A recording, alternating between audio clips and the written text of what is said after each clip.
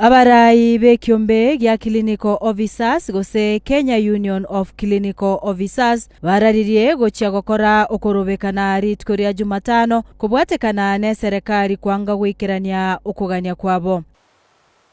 But what is more concerning is the carefree nature with which the county government of Nairobi has been handling these issues.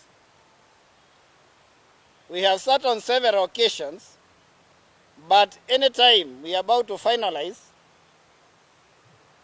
they frustrate the process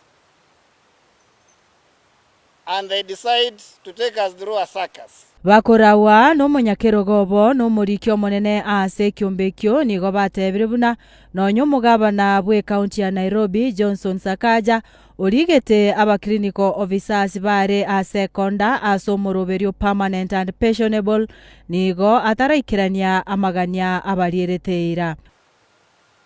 Na tunasema kwa namna ile ambayo tumesema yeye amefanya vizuri, akakuja akaweka wale walikuwa katika kandarasi fupi na akawaweka katika kandarasi za kudumu permanent and pensionable. Heko kwako gavana. Lakini pia kuna yale ambaye ulikuwa umesema ni matatizo ambayo yalikuwa na hukumba wafanyakazi wa Nairobi, hasa maafisa tabibu na wale wengine wako katika sekta ya afya.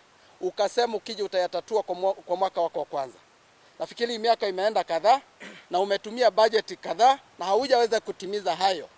Na ndio maana ikaweza kusababisha mgomo huu. Boigo nigo bamochirie serikali ya county ya Nairobi aso tumeka aba clinical officer baribare ase amegeri bobe.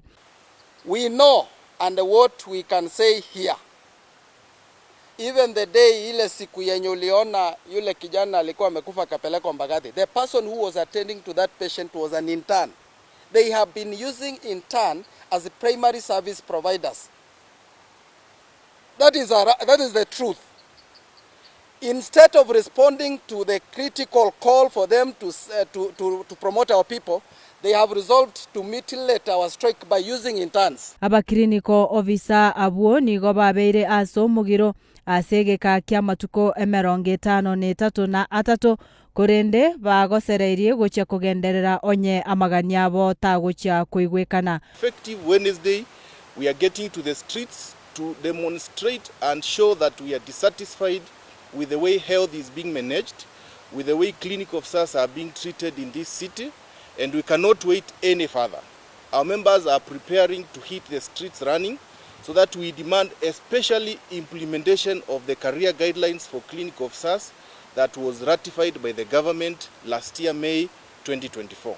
Ngoripoteria Ensoko TV korwa aso mocho Nairobi erietariane Linet Nyambari.